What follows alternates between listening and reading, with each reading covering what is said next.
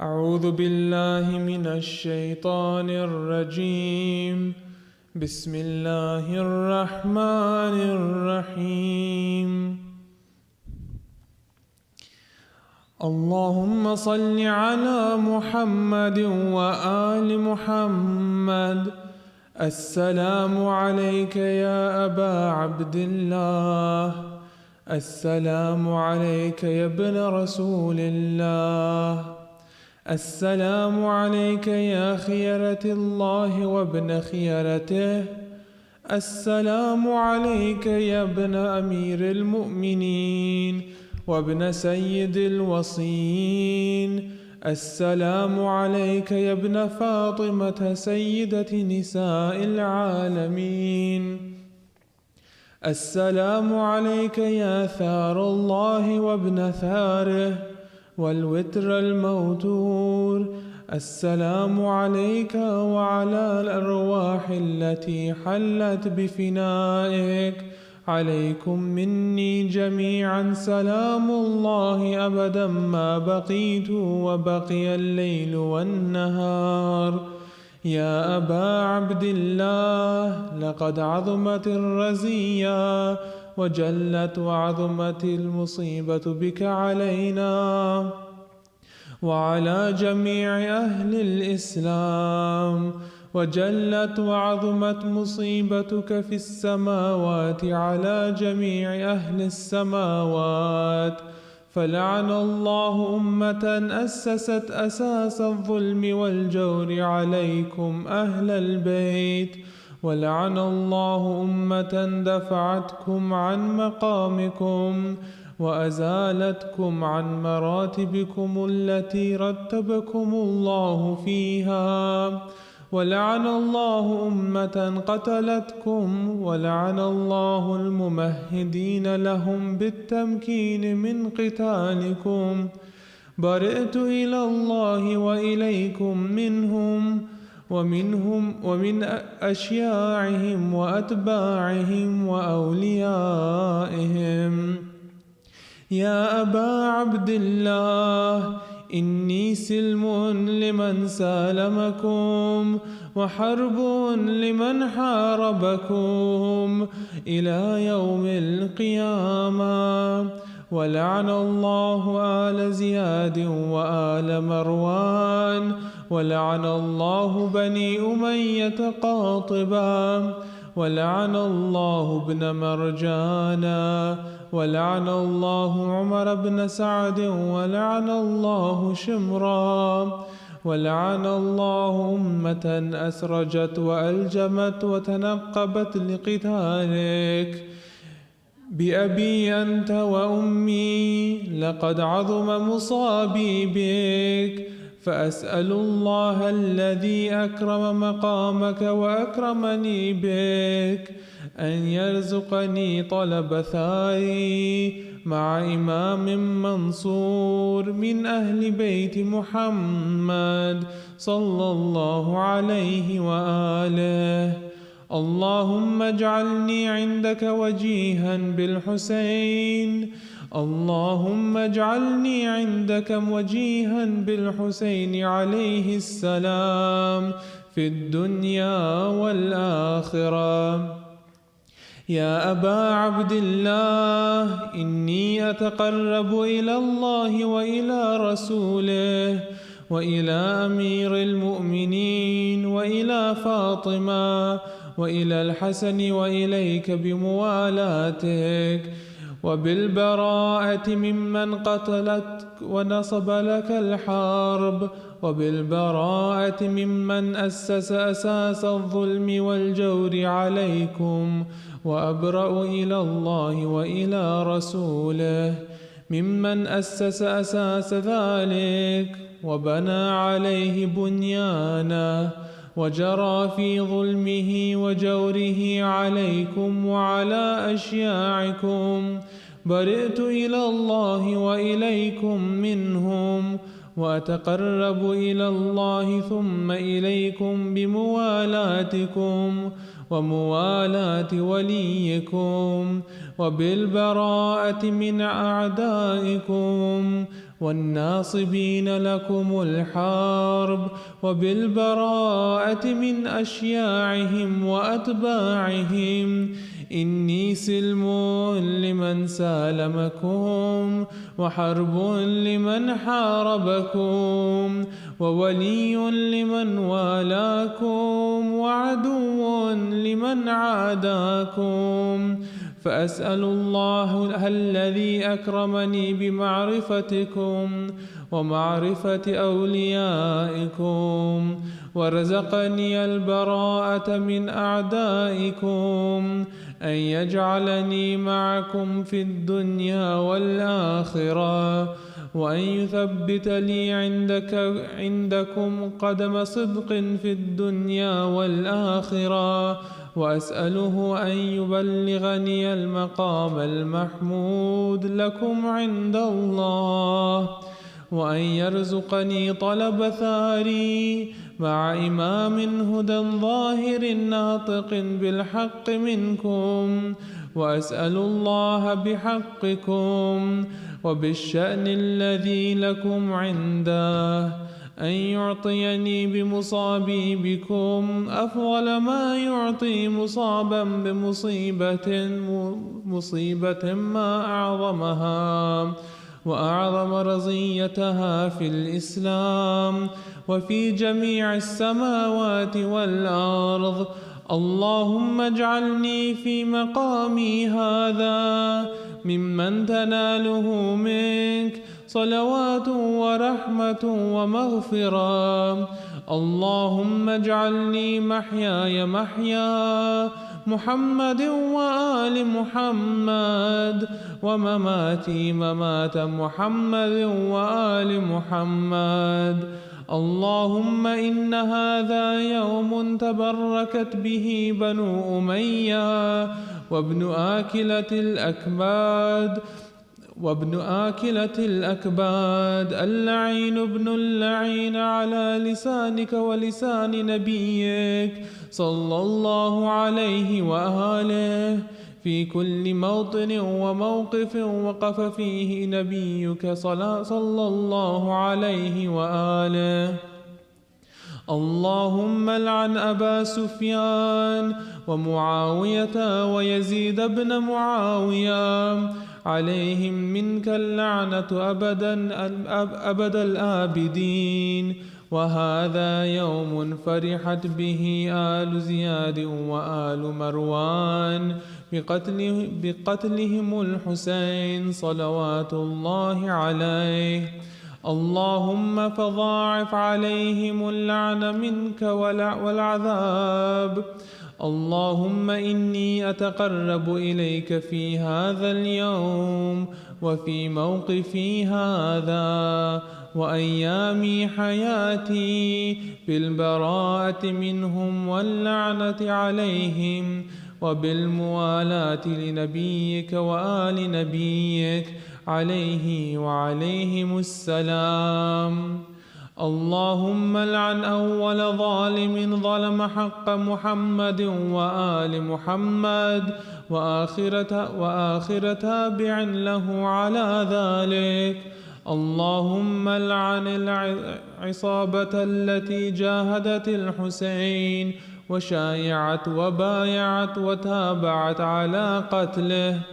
اللهم لعنهم جميعا.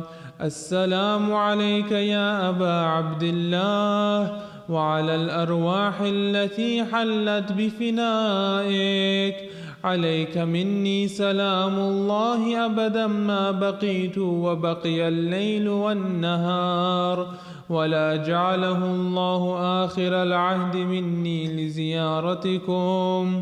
السلام على الحسين وعلى علي بن الحسين وعلى أولاد الحسين وعلى أصحاب الحسين.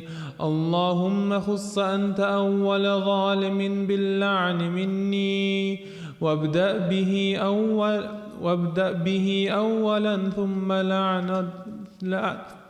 ثم لعن الثاني والثالث والرابع. اللهم لعن يزيد خامصا، ولعن عبيد الله بن زياد وابن مرجان وعمر بن سعد وشمران وآل أبي سفيان وآل زياد وآل مروان إلى يوم القيامة. اللهم لك الحمد حمد الشاكرين لك على مصابهم، الحمد لله على عظيم رزيتي.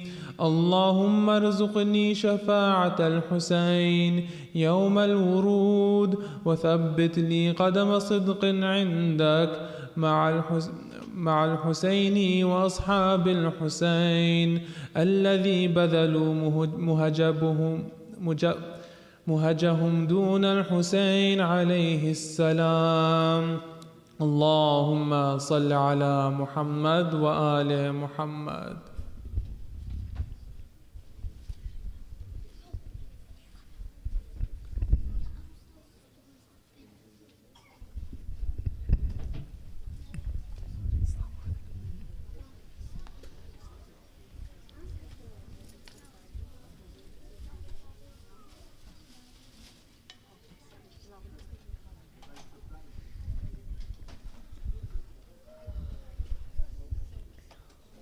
أعوذ بالله من الشيطان الرجيم.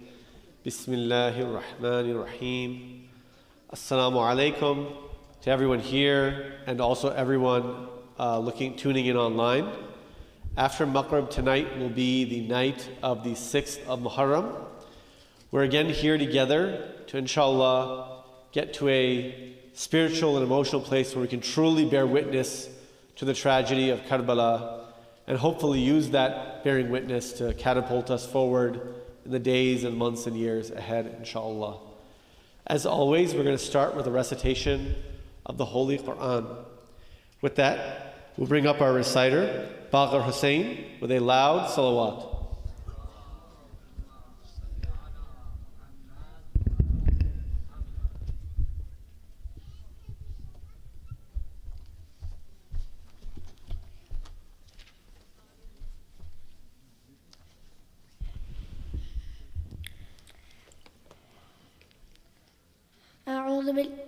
أعوذ بالله من الشيطان الرجيم.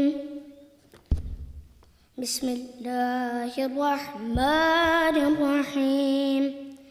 والفجر وليال عشر والشفع والوتر والليل إذا يسر هل في ذلك قسم لذي حجر ألم تر كيف فعل ربك بعاد إرم ذات العماد التي لم يخلق مثلها في البلاد وثمود الذين جابوا الصخر بالواد وفرعون ذي الأوتاد الذين طغوا في البلاد فأكثروا فيها الفساد فصب عليهم ربك صوت عذاب إن ربك لبالمرصاد فأما الإنسان إذا ما ابتلاه ربه فأكرمه ونعمه فيقول ربي أكرمن وأما إذا ما ابتلاه فقدر عليه رزقه فيقول ربي أهانن كلا بل لا تكرمون اليتيم ولا تحاضون على طعام المسكين وتأكلون التراث أكلا لما وتحبون المال حبا جما كلا إذا دكت الأرض دكا دكا وجاء ربك والملك صفا صفا وجيء يومئذ بجهنم يومئذ يتذكر الإنسان وأنى له الذكرى يقول يا ليتني قدمت لحياتي فيومئذ لا يعذب عذابه أحد ولا يوثق وثاقه أحد. So these next verses are dedicated to Imam Hussain. So I'm going to say verse 27 twice. يا أيتها النفس المطمئنة يا أيتها النفس المطمئنة ارجعي إلى ربك راضية مرضية فادخلي في عبادي وادخلي جنتي. صدق الله العلي العظيم.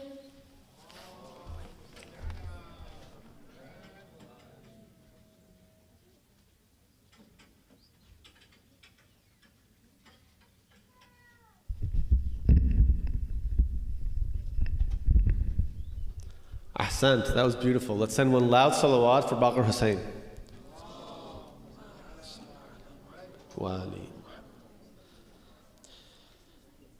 So before we continue on, a couple of things up front. The first is, as we've let you all know in the past few nights, the Farsi program is across the hall in the Blue Hall, so if you want to go there, please head there, inshallah.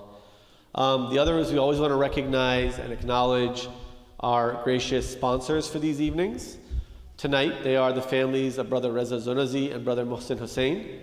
We ask that you send a Fatiha, recite a Fatiha for their marhumeen and the marhumeen of all of those present. Fatiha.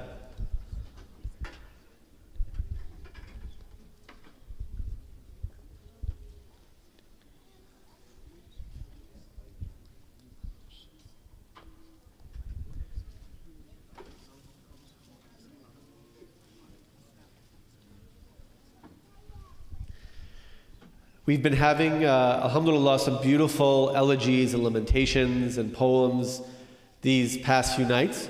We're going to continue with that, but the first thing I'd ask is that everybody, if they could on the men's and women's side, please move up. This is the most distance I've had from the men's side in some time, so if I'm not too intimidating, please come forward a little bit, inshallah. Salawat.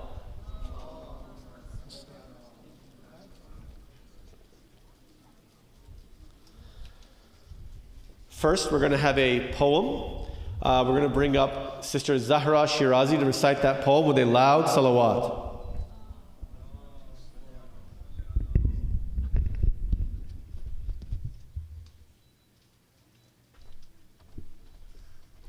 Salawat.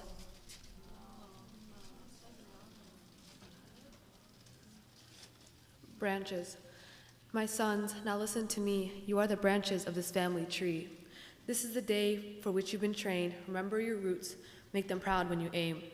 You were planted by Nabuwah from the tree of Walaya, grown by the daughter of Zahra, and carved by Abbas for Karbala.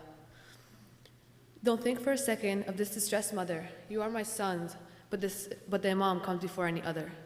So go, my sons, don't wait for his call. Fight with honor so that I can stand tall.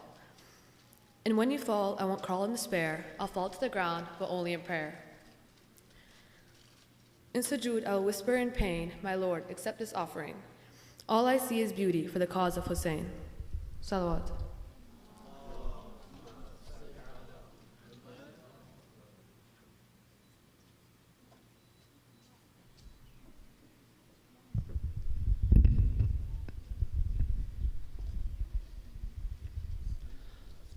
That was beautiful. One more salawat for Zahra Shirazi.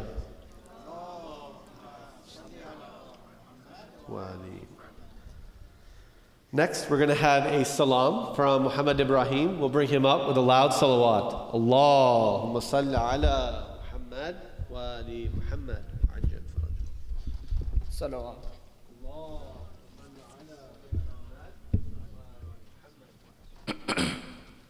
O daughter of Ali,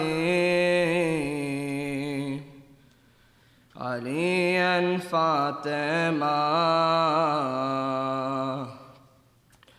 Ummul Masa'ib, Shariqatul Hussain. O daughter of Ali, Ali and Fatima, Ummul Masa'ib,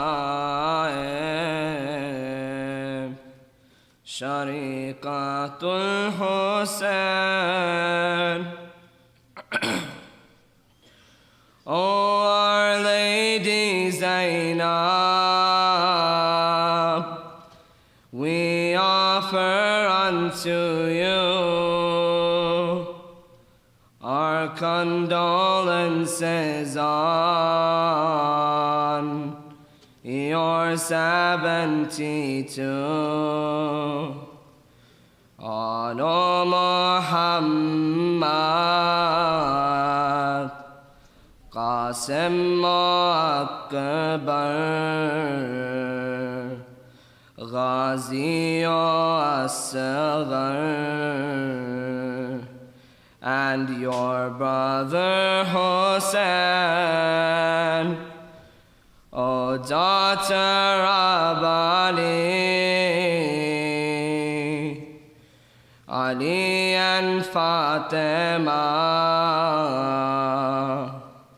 Ummul Masa'ib, Shariqatul Hussain. I am in shackles,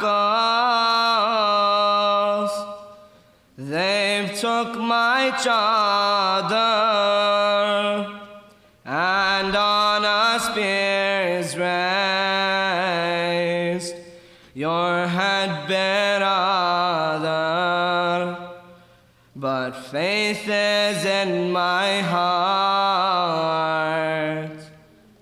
Zainab will do her part to spread the message of Shahadatul Hussain. O daughter of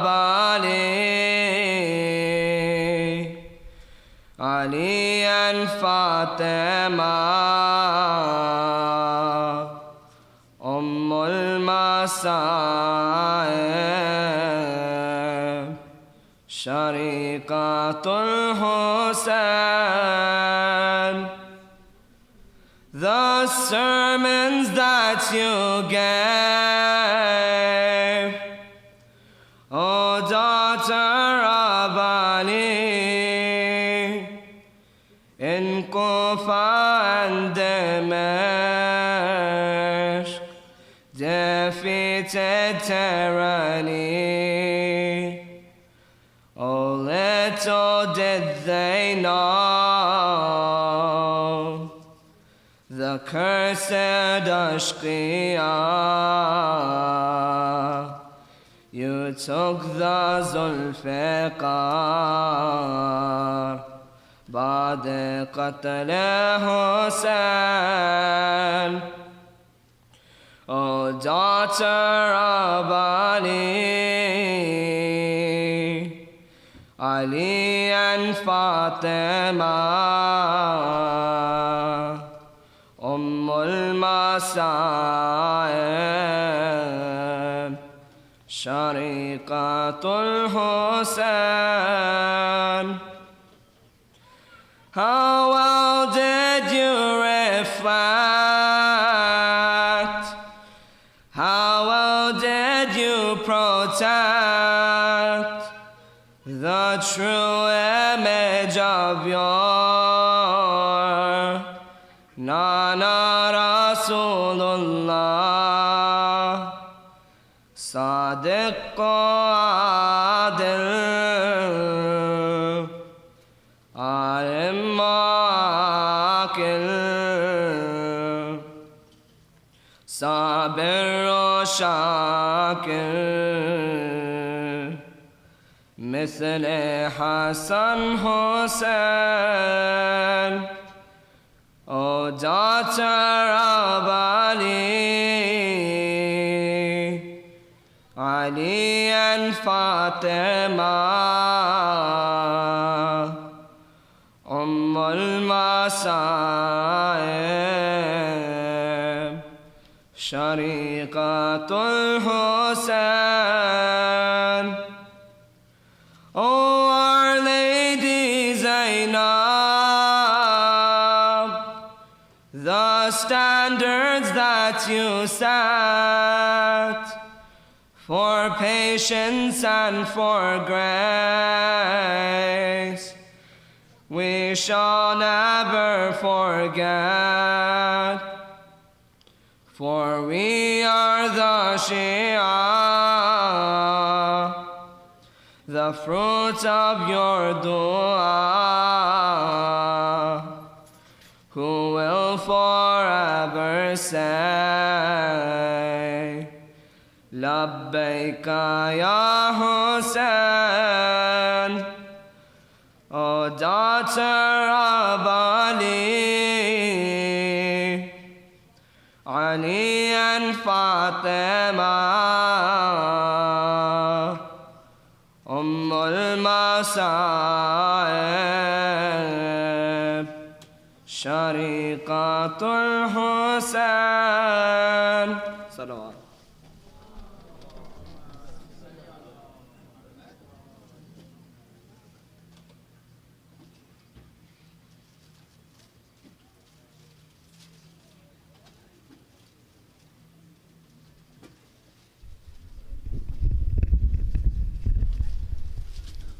Ahsant. One loud salawat for Muhammad Ibrahim. Allahumma salli ala Muhammad wa ali Muhammad wa ajil faraj. I think I heard maybe 4 people, so let's send one loud salawat. Allahumma salli ala Muhammad wa ali Muhammad wa ajil farajahum. Before we continue on, we have a few announcements that we want to go to, and because we have a bit of time and we haven't done these in a few days, I'm going to talk through some of these so that everyone is, inshallah, aware of what's going on. The first is that we ask that you be here on time at exactly 7. As you've seen, these programs start with Ziyarah Ashura exactly at 7. So please be here on time, make sure that you can participate as it begins. Before you enter the hall, please make sure your shoes are placed on the shoe racks outside. So that way everything is orderly and you can keep track of things as we go along. Also, please be aware that at 7:25 there's a children's program for kids aged 5 to 10. The doors will close sometimes afterwards and it gets packed, so please head there, inshallah, as soon as you can. Please make sure your cell phone is off. We don't want any interruptions during the program, so do your best to ensure that as well. We ask that all the reciters pre-register. We would love to accommodate and bring people in, but it's going to be hard to do if we hear from you the day of. So please let us know, and inshallah we can accommodate those who are interested. But if you come to us the day of, sometimes it's full and there's many people who want to go, and so it's going to be difficult to do. So please let us know, inshallah. As we have mentioned before, we have a Khadim program this year. And that means we have people who are helping out and doing a lot to make these programs run well. We're incredibly fortunate to have a community that really steps up that way. But what that means for us is that we want to make sure that we are working with them, keeping things clean, preparing for the Urdu program that starts right when English ends. And if they ask you to do something or to help out, try your best, and sometimes volunteer to do that as well. They may also request that you head upstairs with the kids if they're too loud, or take a breather with them. Please do that also. They're only doing that so that the programs run smoothly.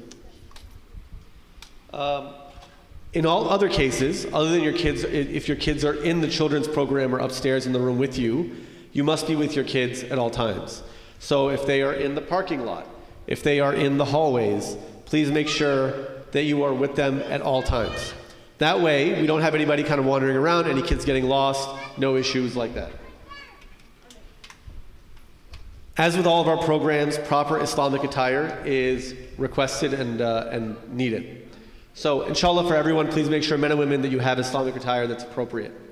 I mentioned this last time, but as it gets busy and very packed in the upcoming nights, parking has gotten tighter and tighter, and I think it'll lead to that during Friday, Saturday, when this program gets probably the busiest.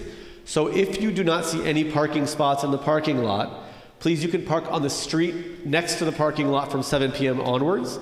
So that will be your parking spot if you cannot find one. One thing that we've also noticed is everybody is eating. And so if you are eating, which is fine, if you need to eat really quickly, head on back, eat something, especially the kids who obviously are going to get hungry, and then come forward. That way, not everyone's eating right in front of the Shaykh during the lecture, and it looks a little bit more orderly. So if you need to eat, totally understandable, head to the back, eat, and then come forward again, inshallah, so we can all listen to the lecture together and kind of keep that decorum that makes sense for the program. I also want to talk to you a little bit about the Ashura programs that are going to be coming up on Sunday. So, just to kind of talk through what's happening, at 11 a.m., the A'mal of Ashura will be starting at the Royal Banquet Hall in Springfield, Virginia. So, the address is 6355 Rolling Road in Springfield, Virginia. That starts at 11 a.m., and then it will go on until the breaking of the partial fast at 3:30 p.m. So again, 11 a.m. to 3:30 p.m. We'll then have a break, and then we'll be here, back here where we are right now, in the Alexandria location of Imam Al-Asr, at 7:30 p.m. for Sham al-Ghariban. That will continue on until the Maghrib prayers, and then the Urdu program will be starting at 9:15 inshallah. So there will be programming at 7:30, not at 7:30 on Sham al-Ghariban, and then at 9:15 it will be the Urdu programming. So just as a reminder, again, the programming is going to be at the Royal Banquet Hall, not here, on the day of Ashura. So if you come here, you will be sadly disappointed. And then you will inshallah we all come here for the Sham al-Ghariban programs after that. So that's kind of the programming that's coming up in the upcoming nights. Inshallah, we can all participate together and work together to kind of keep these programs enlivened and keep everyone engaged in all the programming. That way we can kind of make these beautiful, it's something where we can all work together to get closer to the Ahlul Bayt as they are ongoing. With that, we are going to bring up our respected Shaykh shortly. We're going to give a short little break and then bring him up. So just a few seconds and we'll continue on. Salawat.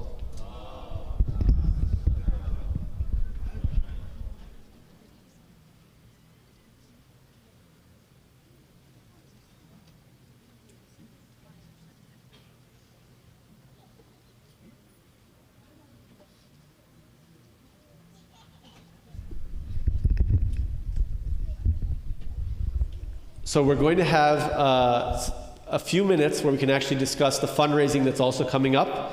This is probably the best opportunity to do that. So inshallah, we'll bring up our treasurer with a loud salawat.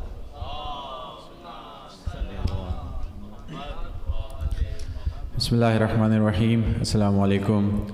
As we were waiting for the Shaykh, so I thought it's a good opportunity. On Friday, inshallah, we're going to have our annual Muharram fundraising during the English and Urdu and Farsi programs. What we are doing this year is a little more efficient. I think you might have received the email already. We are collecting the pledges starting today so that we can save time during the actual fundraising.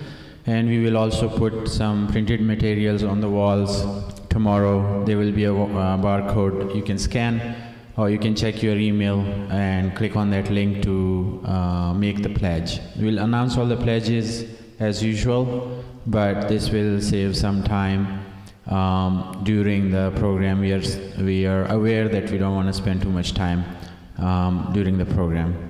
Why we are doing this fundraising is pretty obvious. We do have these programs throughout the year. Alhamdulillah, there is weekly programs.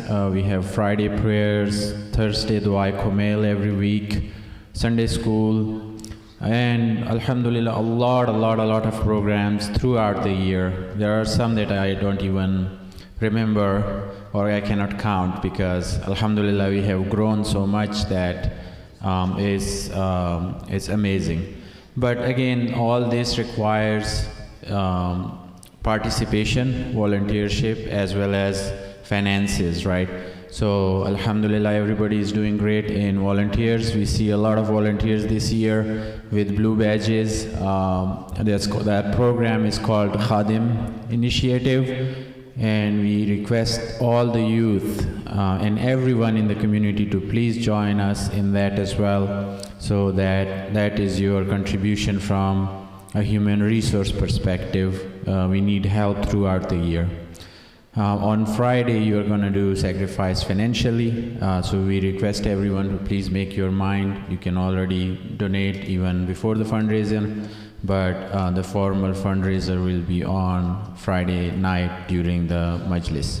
So again, you can do the pledges beforehand, and we will communicate the process for doing so. you might already have received the email. Please recite a salawat for the arrival of Shaykh. Allahumma salli ala Muhammad wa ali Muhammad. Alhamdulillah, we've been blessed these nights to have Shaykh Bilal Hussain with us and receive his guidance on a lot of the community building and other points that we've discussed. A short description of our respected Shaykh.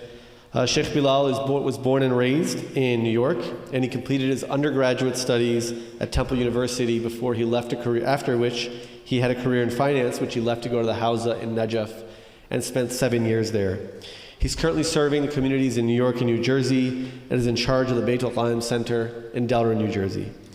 In addition to a lot of other important activity that he does, he's the managing director of the Zahra Trust USA, a non-profit humanitarian relief organization operating for widows, orphans, and needy people overseas.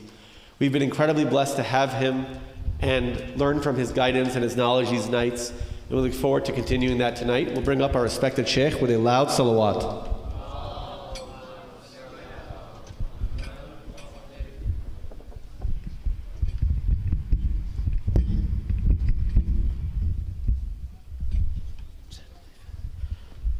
Why don't we just come on up? We're going to have to do it sooner or later anyway.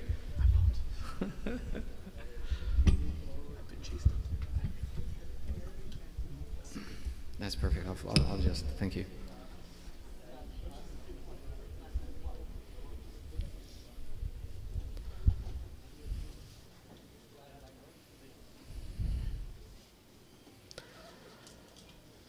أعوذ بالله من الشيطان الرجيم بسم الله الرحمن الرحيم ربي اشرح لي صدري ويسر لي أمري واحلل عقدة من لساني يفقهوا قولي الحمد لله رب العالمين ثم الصلاة والسلام على سيدنا ونبينا وحبيب إله العالمين أبي القاسم محمد وعلى آله الطيبين الطاهرين المعصومين واللعنة على أعدائهم أجمعين من الآن إلى قيام يوم الدين أما بعد فقد قال الله تعالى في محكم كتابه الحكيم بسم الله الرحمن الرحيم هو الذي بعث في الأميين رسولا منهم يتلو عليهم آياته ويزكيهم ويعلمهم الكتاب والحكمة وإن كانوا من قبل لفي ضلال مبين آمنا بالله صدق الله العلي العظيم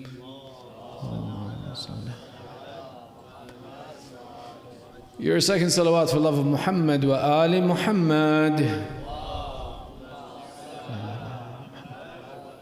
And your loudest salawat for ta'jil faraj sahib al-asr wa zaman. Allahumma salli ala Muhammad wa أعظم الله أجورنا وأجوركم بذكرنا المسائب آل Muhammad. May Allah increase in our reward for commemorating the difficulties of the Ahl al-Bayt. I think yesterday I forgot to talk about our little fiqh section. So a little bit on fiqh. Why? Because the topic of this fiqh discussion about talking about the fiqh of death and dying is actually a really important discussion that most people don't have until unfortunately they lose someone. And when you lose someone, it's a very emotional experience, and many times you're not paying attention to the responsibilities you have in that situation. Hence, there are some important points that I want to kind of talk about the etiquette of how Islam looks at the process of death and burial.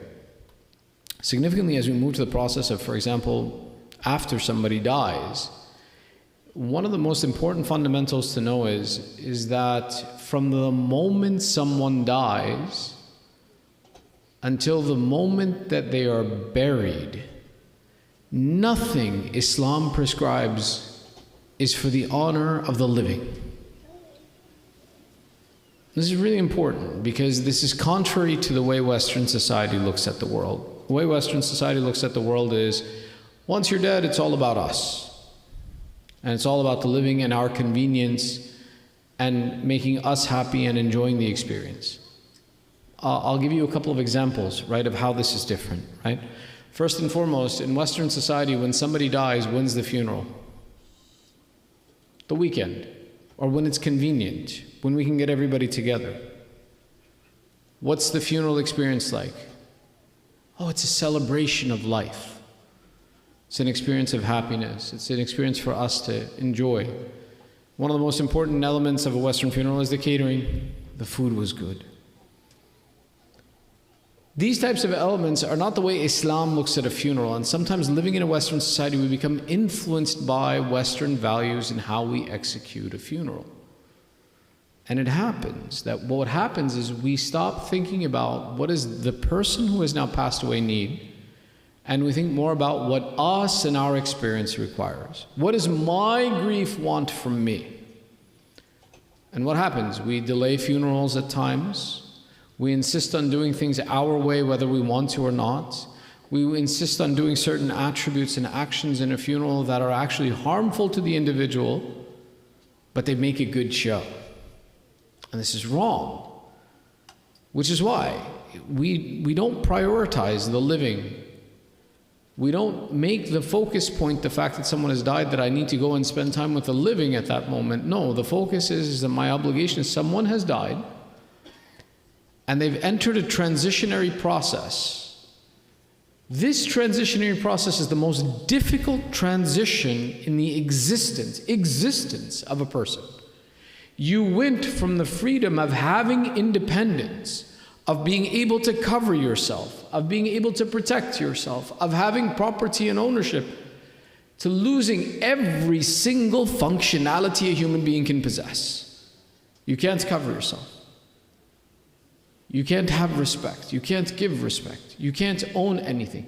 There is nothing you can do to change your situation. You're entirely reliant on everybody else. If in that circumstance, I'm thinking about what other people need and not this individual, I'm doing an injustice. If I'm thinking about what's convenient for me, if I'm thinking about what's convenient for somebody else, I'm doing an injustice to this individual. That's a mistake.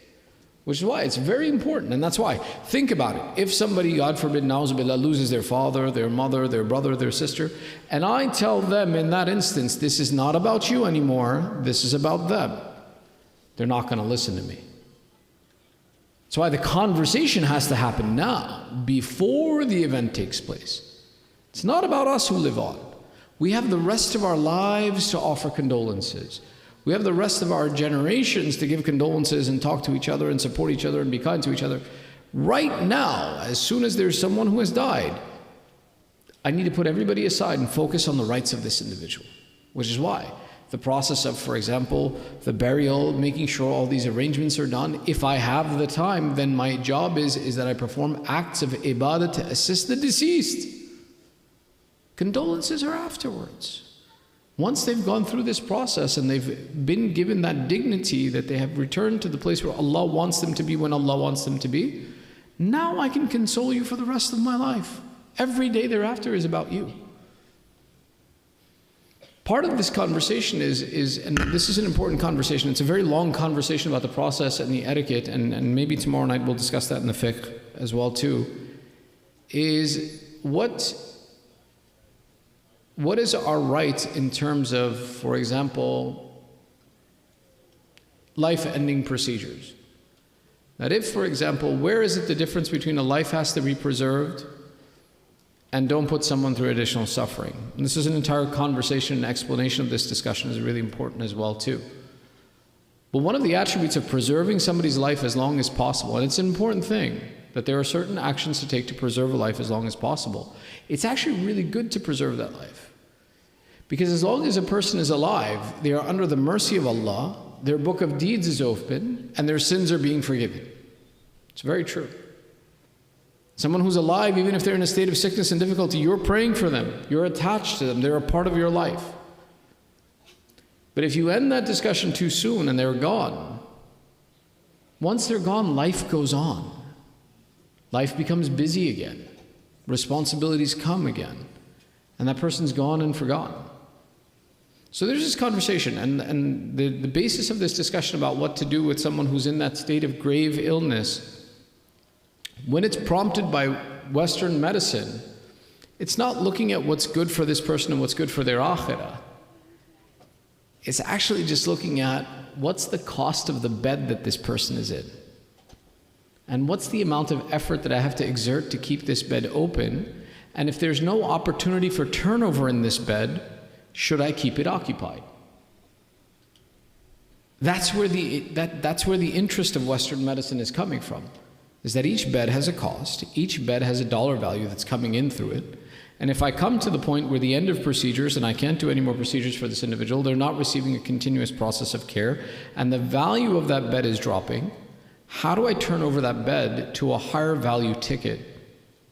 Because medicine in America is a for-profit institution. It used to be a non-profit institution, meaning the care used to be that let me preserve this individual's life the best that I can. It's not anymore.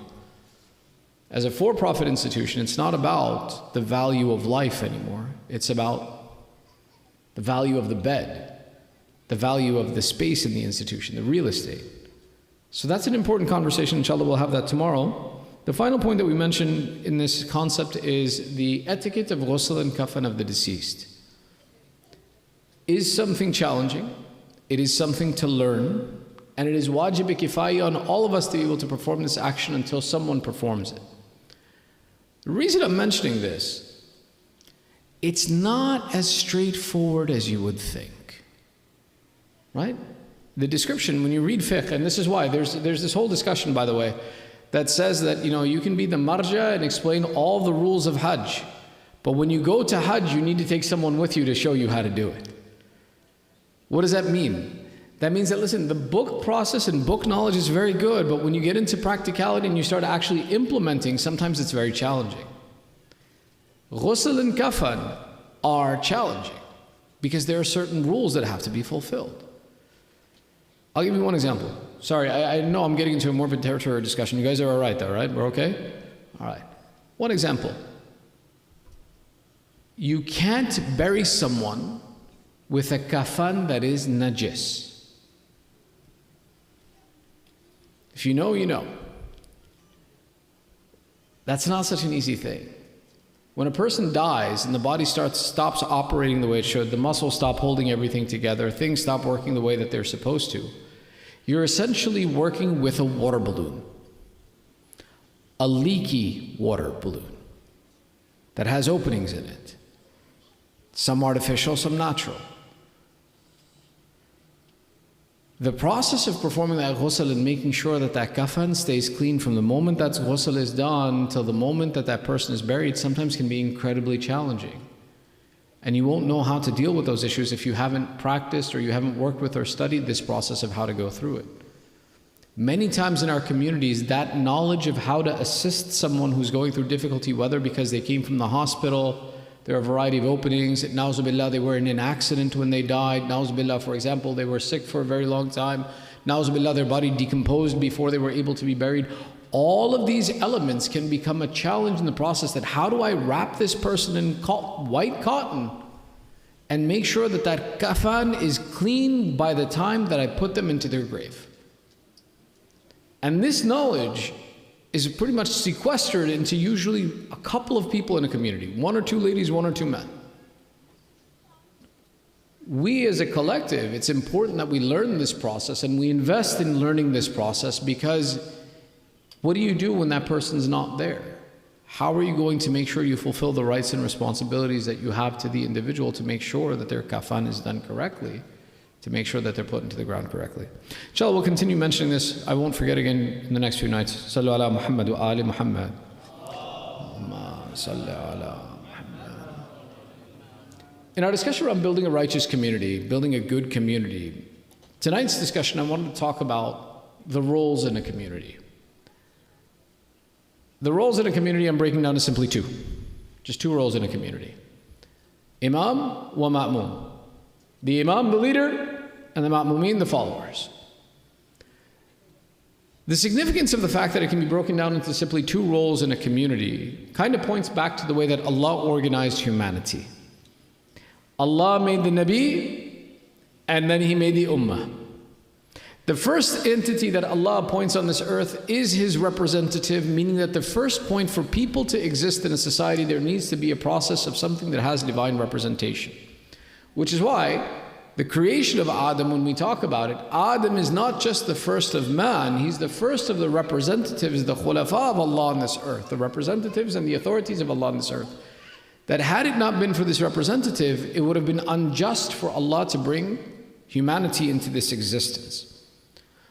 Which is why Allah, when He establishes the system, it's that one is the leader and the others are the follower. To the extent where even when you see an instance that the Ahlul Bayt, the five, the Panjatan are present at the same time, one is the leader, the others are all followers.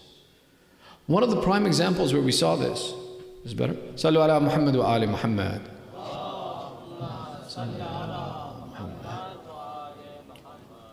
One of the examples is Mubahala. There are many examples where, for example, Rasulullah takes the lead and the Ahlul Bayt follow. It's not that the Ahlul Bayt didn't possess. Sorry guys, can we move forward again? Sallu ala Muhammad wa ali Muhammad. Allahumma salli ala Muhammad wa ali Muhammad.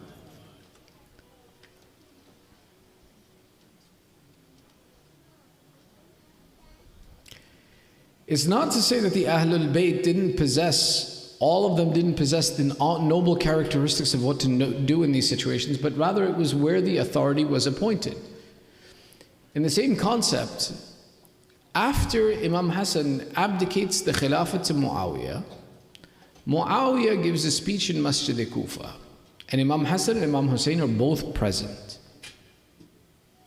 When Muawiyah finishes, and the gist of the speech is essentially basically saying, I didn't take this authority to teach you to pray and fast, I want to be a ruler over you, and everything else that was taught to you before is rubbish, and now just submit yourself to my authority. Remember, the people of Kufa in this instance were those who had fought against had fought with Imam Ali against Muawiyah. Now Muawiyah, ghalaba alayhim, has taken authority over them. Now he's telling them all off. When he finishes his speech, Imam Hussain goes to stand up to reply, and Imam Hassan says, I got this. I'm saying that, he didn't literally say that, he's actually, I got this. And Imam Hussain sits down, and Imam Hassan speaks in the reply, explaining the negative characteristics that Muawiyah, the poor lineage that he comes from, the negative attributes that he represents. The significance of that balance between these two brothers was to say that it's not that Imam Hussain couldn't have answered, or it's not that he didn't have the right, he had the right to answer, but the right of Imam Hassan was greater. Meaning that in whatever instance that you may see adad al-ma'sumin, you may see many of the ma'sumin present in the same time, the one who is the hujjah is the one who has the right to speak. And this is why when we take a look at a community as well too, we can break it down into two roles. The role of the imam, the leader, and the role of those who fill into the community. It doesn't mean to say that, for example, there's no nobility or no good character that's present. No, there is good character that's present, but the significance of that is that that one position that's the authority that's the one position that guides and leads the community, and that's the one that takes on the responsibility. When we talk about leadership that, for example, that comes from Allah, there are three attributes that when Allah appoints a leader has to be present. The first is that there is a proof that this is divinely appointed leadership, which is why every Nabi, every Imam, has been able to perform miracles to demonstrate their authority. Understand something, and this is a deep discussion, by the way. This is a very lengthy discussion that we're not going to get into today. What is a miracle? This is actually really interesting. There's a good debate around this, and we can have a very long discussion. We're not going to. Again, I'm going to stop myself from going on the tangent for a second. But there's a discussion. What is a miracle? Is this a miracle? I mean, you know, I have the information of the world and I can watch cat videos simultaneously in my hand. Is that a miracle? Is a miracle something that other people can't do, whether it's scientifically proven or otherwise? Is it a miracle simply that it's the need of the moment present at the right time? This is a very long debate, right? The fundamental, though, that we boil it down to, the fundamental, that it can be many different things, but the one type of miracle that is guaranteed by the authority of Allah, to prove that He is the authority of Allah, that miracle has to be something that breaks the bounds of science, that cannot be replicated by anyone else other than the authority of Allah. Which is why there are debates to say, well, what is actually a miracle? But that fundamental, that essence, can there be other types of miracles? Sure. Me not getting a ticket when I run a red light, that's a miracle. Me not hitting someone, that's a miracle. Me making it here on time, that was a miracle that almost didn't happen, but I did. They can all be miracles. A miracle is something that proves to me the presence of Allah. But the miracle that the divine authority brings with him is that action that has to break the bounds and the laws of science to show that someone exists beyond the material laws and presence that man can manipulate, and show that there is a divine presence outside of the restriction of science. If every miracle that took place is scientifically reasonable, logical, and possible, well, then science is gone. Na'uz billah. No. The proof of a miracle is that there's no way that it can be scientifically, actually replicated at the discretion of any human being. It can't. It's not possible. Because otherwise then, how would you know that Allah exists to be outside of the limits of society and man? Doesn't work. So one, the divine authority will present the miracle that proves that they are appointed by the divine. Two, that they will be flawless and sinless. And that this flawlessness is not just simply the fact that they don't make mistakes, because sometimes you can prevent making a mistake by abstaining from the situation. You don't want to get into a car accident when it's raining outside? Don't drive. No. The Imam or the Ma'soom or the divinely appointed authority, their sinlessness is that sinlessness which is the perfect example in every situation. And it has to be the perfect example in every situation. And that it is based in knowledge. The third is that they have absolute authority. Meaning that they are where what we say in English, where the buck stops. There's no one above them in that process, which is why in the example where we talk about Imam Hassan, Imam Hussain present, the authority of Allah is Imam Hassan, because Imam Hussain submits to his authority. The present when our Prophet is present, that he is the absolute authority, because no matter the knowledge that anyone else possesses, whatever the Prophet says is the authority over all of humanity. When these elements are present, that's how we see divine authority. When we talk about authority that isn't divine authority, it doesn't necessarily replicate these values, that for example, a miracle needs to be created, or that for example, they have to be sinless and perfect, or for example, that there is no one who can assist them or correct them or give them another point of view. But the idea that it's necessary that leadership exists, because the other comment is, okay, if we don't have access to the divine leader, then we don't need leadership. This is wrong as well. This doesn't work either. Allah, for example, when He describes and He talks about the role of our Holy Prophet Rasulullah sallallahu alayhi wa sallam, salli ala Muhammad. In the community of Mecca, look at how He talks about him in Surah Al-Jum'ah. هو الذي بعث في الأميين رسولا منهم يتلو عليهم آياته ويزكيهم ويعلمهم الكتاب والحكمة وإن كانوا من قبل لفي ضلال مبين. This is a description from Allah saying that one, first and foremost, that when there is a group of people, there needs to be an authority in them, and that authority should be someone that brings to goodness and guidance and brings to the right direction. Which is why Allah describes it and He says, He is the one, Allah is the one, who raised amongst the inhabitants of Mecca a messenger from amongst themselves. If you notice, one of the beautiful attributes that Allah placed in the Anbiya was that the Anbiya were not outsiders who came into them and said that, hey, I showed up out of nowhere and now you have to listen to me. No, they were people who were from amongst the community, who spent time with the people, who were known by the people, who knew the customs of the people, and then they took the responsibility of guidance and leading them. And that's one of the attributes that, for example, leadership in a community, when it comes from the community, is beautiful, because it understands the culture, the articulation, the etiquette. Quick aside, you guys are all right? You ready? Sallu ala Muhammad wa ali Muhammad.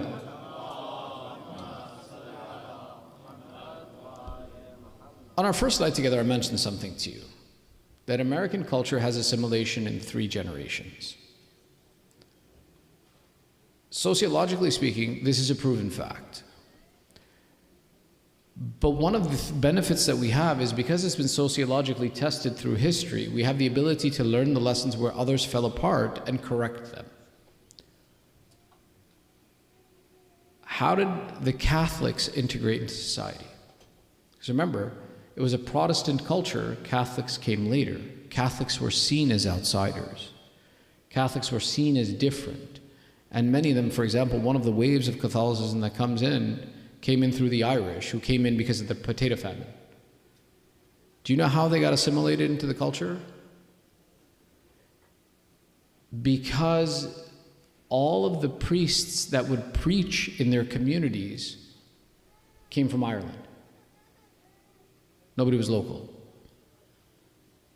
And they all came as appointed by the church. But nobody from here went over there and then came back. The consequence was, sociologically speaking, the consequence was they felt disassociated, and they didn't feel that their religious authorities that they looked up to could understand their problems, could speak their language, could know the problems that they're facing on a day-to-day basis. And what happened, the consequence of it was they stopped going to church.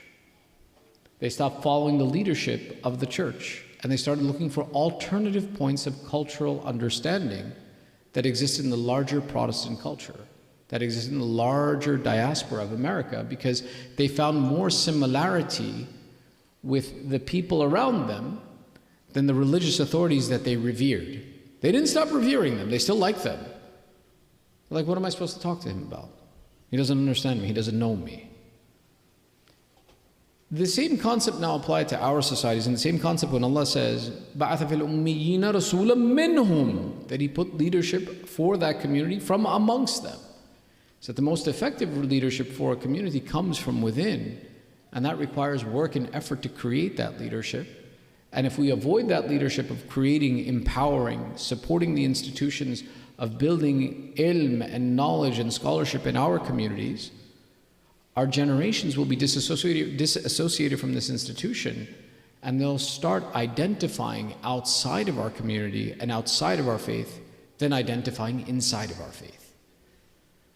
So that rule of three generations, and it's going to come up again as we talk about identity later in today's conversation, becomes very significant and relevant. That there are tools that I need to implement to preserve the identity of faith. And if I don't preserve that identity of faith, well then, we're a drop in the middle of a sea. How long do you think you're going to remain a different drop than the rest of the water? You're going to mix in. And that's the melting pot of America. Sallu ala Muhammad wa ali Muhammad.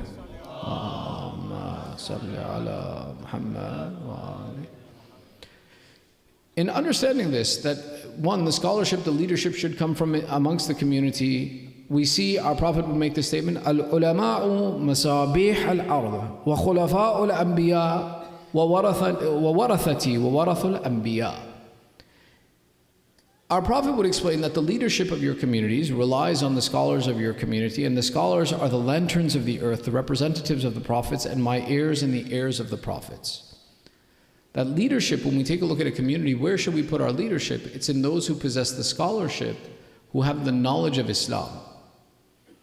The attributes that scholar should be, and why? Why does it have to be a religious scholar? Why can't it be, for example, if we have an engineer who's amazing, if we have a doctor who's an amazing doctor, who's a professional in his field, why can't it be somebody else, somebody like that who leads our community?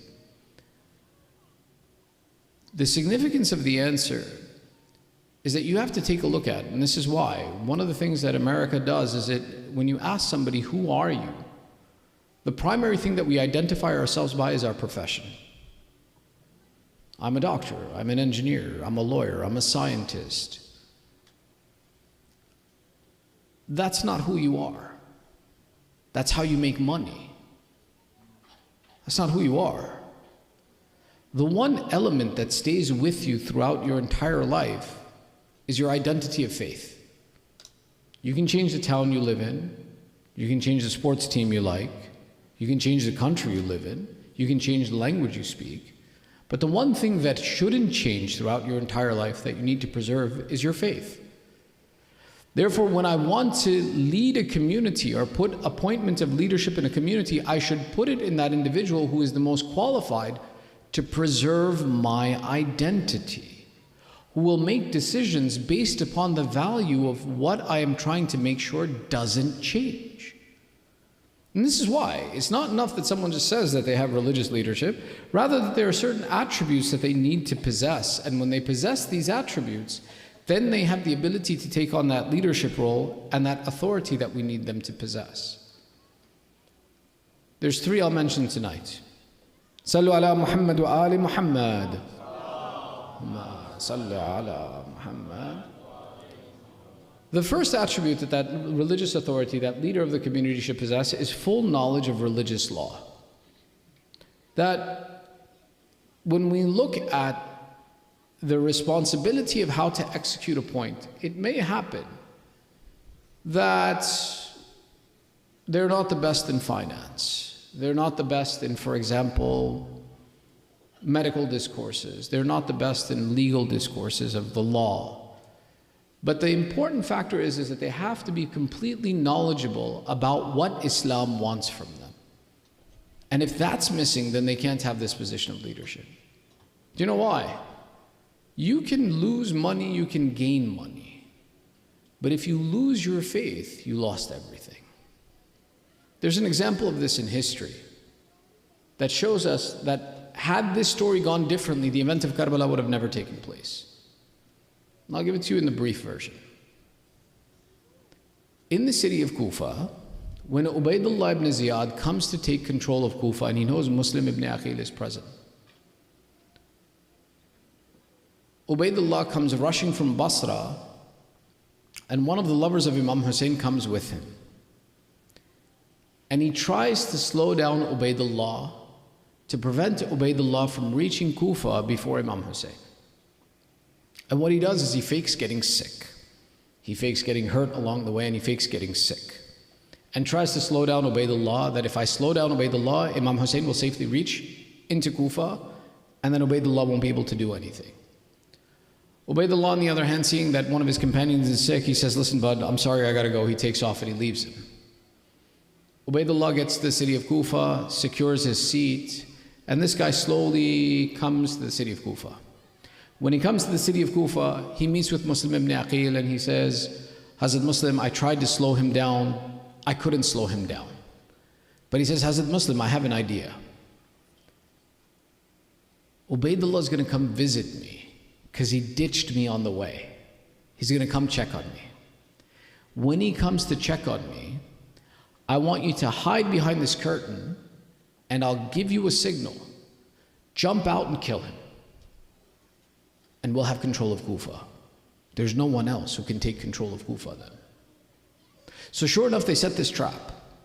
And sure enough, as soon as he comes into the city of Kufa, he's sick. Ubaydullah hears he's sick.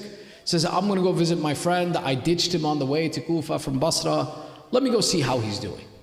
And sure enough, he comes and he sits next to this man who's sick in his bed. And he says, listen, bud, I'm sorry I ditched you. I had to get here. I had responsibility. I didn't do right by you. Why? Because the honor of the Arab was this, that if you did something like this, you had to show honor and you had to show kindness. So sure enough, as he's sitting there, the mu'min who's lying on the bed says, the key word will be, I'll ask for water. And Hazrat Muslim, when you hear me ask for water, know that it's a perfect chance for you to jump out and kill this guy. He asks for water. Muslim doesn't come out. He asks for water a second time. Muslim doesn't come out. The third time he says, I want a drink of water even if it kills me. Hazrat Muslim doesn't come out. Ubaydullah becomes wise that something's going on. He says, you know what? Time to go. Ubaydullah leaves. Muslim ibn Aqil comes out and the man says, I set everything up for you perfectly. You could have killed him. We'd have been done with this problem. This wouldn't have happened. Nothing bad was going to happen if we did this. It's a horrible, evil human being. You would have been saving the message of Imam. Hazrat Muslim replies and he says, I remembered a hadith from Rasulullah sallallahu alayhi wa sallam. is a Muslim is one who does not attack from behind.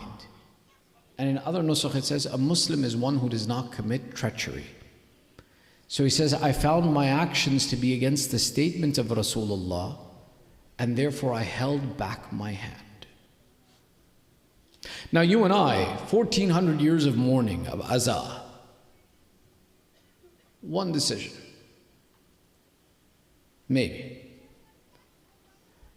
The significance of it is this, is that knowledge of Islamic law is required. You're going to earn things and lose things throughout your life. Throughout your life. You'll have good days, you'll have bad days. No one ever said the ladder of success is a straight line. And as a community, we may have good days, we may have bad days. But putting authority and leadership of the one who has scholarship and knowledge of Islam is the one thing you'll be sure of, is you don't violate any of the rules of Allah. That's why it's important that that authority understands the rules of Allah. You can argue that should Muslim have done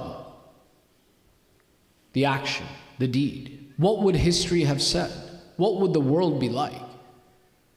But the attribute that Muslim ibn Aqil represents is the same attribute that Amir al-Mu'minin, the Ahlul Bayt, were teaching. Is that it doesn't matter what you can gain, if you have to violate the rule of Allah one time, it's not worth it.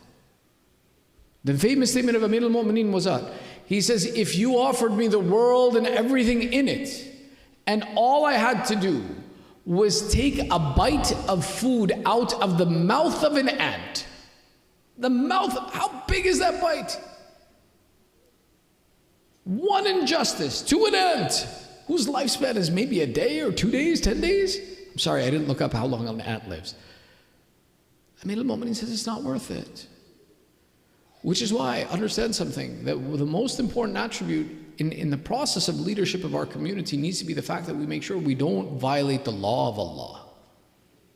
Everything else can come and go, but the command of Allah cannot be violated. This is why we have the statement of Sahib al-Asr was Zaman. Allahumma salli ala.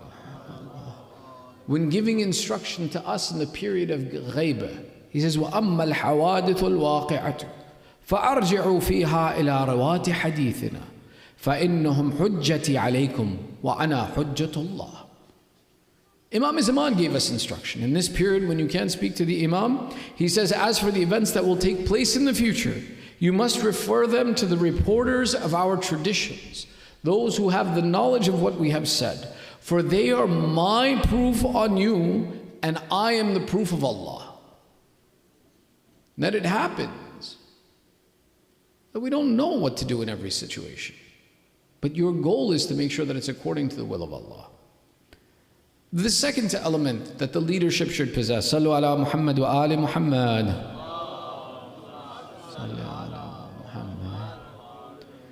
is the completion and the most decency, respect and good character. Akhlaq and adala are essential for the leadership in a community. What's happened to us and what's happening in America now is that the Machiavellian principle has taken hold, which says the end justifies the mean. As long as my life is good, I can do anything I can to get to that good conclusion. Islam doesn't believe in this. Unfortunately, American society does, which is why when the argument is made that so-and-so is a crook, so-and-so has done so many wrong things, the argument comes, yeah, but he's good for me. He's going to make my life better. Or it could be she, I'm just saying. I'm not talking about anyone in particular. That argument fails. Decency, character, akhlaq are one of the fundamentals that have to be present. Adalat has to be present. That no sin is committed or no sin is openly committed or intended or secretly committed, in the sense that it should be something that's a known affair that, well, you know, just little sins. We see the statement of our fifth Imam, Muhammad ibn Ali al-Baqir alayhi salam. Allahumma salli ala Muhammad. La saghirata ma'al istimrar wa la kabirata ma'al istighfar. That to justify and say, well, small sins aren't a big deal. The Imam is explaining that there's no such thing as a small thing as long as you keep repeating it. And there is no such thing as a big sin if you seek the forgiveness of Allah from it.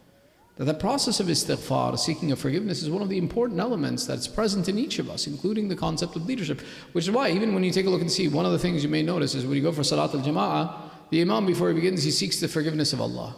Why? Because the condition of justice is not like I have a little bit of justice or I have a lot of bit of justice. Imma you have it or you don't. It's either there or it's absent. And the idea that one of the shurut for even to lead prayers is that you have adala and justice. Well, what if I made a mistake somewhere along the way? What if I unintentionally did something wrong? I can't say, well, I have it, or I don't have it. No, you seek the istighfar to say that, astaghfirullah, that if there was something, oh Allah, that I committed that was even one sin, that would remove me from your justice and remove me from the position of justice, Ya Allah, forgive me and return me to that position of justice, to take on that responsibility. Good character is something that has to be present. It's not something we can overlook and say, well, it's just a few sins. They only, commit one or two sins. No. They can't be associated with sin. Actually, there's a Western study that was recently conducted that kind of proved this point. They did a study, and they said that historically, the philosophy was that you hire the guy who his personal life is messed up, because that means he'll do anything to get the job done. This is an actual ideology, by the way, in headhunters and professionals for now years. The process was that when you look at someone who has a completely wholesome lifestyle, it means that this guy will not be devoted to your cause, and he will not get the job done because, well, he's not someone who's adamant about making sure the work gets done. But somebody, for example, sports teams would look at this, and high-end leaders of organizations would look at this and basically say that if their personal life is all messed up and that means that they're willing to put their career ahead of everything else, and that's the guy that you hire. Who cares if he makes mistakes in his personal life? If he's professionally good and he has a skill set, he'll get the job done. Recently what they did was they did a study, and they said that when we looked at people who are dishonest in their personal life, we found that though they paired, they said high caliber positions in authority and dishonesty in their personal life. When they put these two attributes together, they found that even professionally, these were the worst decisions that you could make, and these were the worst leaders that you could put in place, and they were the ones who drove organizations into the ground and brought lawsuits against companies and brought lawsuits against the entire industries. And the conclusion came that we were completely wrong. And indecency in one element of the lifestyle affects leadership in other parts of the lifestyle. That this decency and this akhlaq is mandatory. We can't turn over the authority of our institutions, the authority of our pulpits to people who, well, at least in front of us they don't do it. They may go on the weekends or separately. No. If we find indecency, they can't have this position of leadership. And the same thing, the third of these attributes, Sallu ala Muhammad wa ali Muhammad. The embodiment of positive characteristics, that there are people who have strength of character, they have understanding of society and its people, of the politics of the time, of responsibility, of fulfilling their words when they give them, diligence in affairs, courage, equity in treatment, all these personal characteristics, these when they're paired with good character and good that is staying away from sin, and they're paired with knowledge of Islam, that's the attribute of leadership of a virtuous community. To build that virtuous community, this is the element that I need to make sure that my leadership possesses, and when it possesses it, it's not ma'soom. It's not sinless. It doesn't mean that if they possess these characteristics, there's nothing I can't complain about them. Sometimes we talk too much. Sometimes we get in our own way. It's because we're human. We're still human. But the idea is that if the fundamental values are correct, then the community will be built correctly. And that's what we have to look at. Which brings us to the second category, the attributes of the community members. You guys good? Sallu ala Muhammad wa ali Muhammad. Salli ala Muhammad. The fundamental attribute of a community member is identity. And that's all we're going to get to talk about today is the identity, inshallah. But the identity has layers within it. The first of these layers is that the identity that we want of the virtuous community is that they recognize themselves as the lovers of Ahlul Bayt. That they attach themselves to the name of one who is attached to Ahlul Bayt. But this is often done incorrectly. Often we do this wrong. Why? Because we use my love of Ahlul Bayt as a stick with which to beat others down. I love Ahlul Bayt, you don't. I'm a Shia, I know the secret handshake, all these other Muslimin don't. And there builds a superiority complex of identity. That's wrong. Identifying with the title of Shia doesn't mean that you get to beat others down with the title. Rather, it means you have a greater responsibility to serve the ummah as a whole. I'll explain to you. Have you ever seen in the examples of the teachings of Ahlul Bayt that they refused to answer a question? That they refused to help someone who came sincerely looking? Even if that person wasn't someone who was a Shia, they were entitled to receive assistance and help. The description was that us possessing greater knowledge doesn't give us the right to abuse and look down on society. Rather, it makes us the ones who serve society and bring it up. The mistake that we make is when we tie ourselves to this identity, we look at it as exclusive, and that's good. And there are great honors in the eyes of Allah for the one who loves the Ahlul Bayt. Bila ishkal. But that doesn't entitle me to abuse others who don't agree with that title, or to look down on them in the sense that, for example, that they are lesser than me. My role becomes that I am attached to truth and haqq, then others should benefit from the truth and haqq that I possess. Have you ever heard the statements of Amir al-Mu'mineen Ali ibn Abi Talib alayhi salam?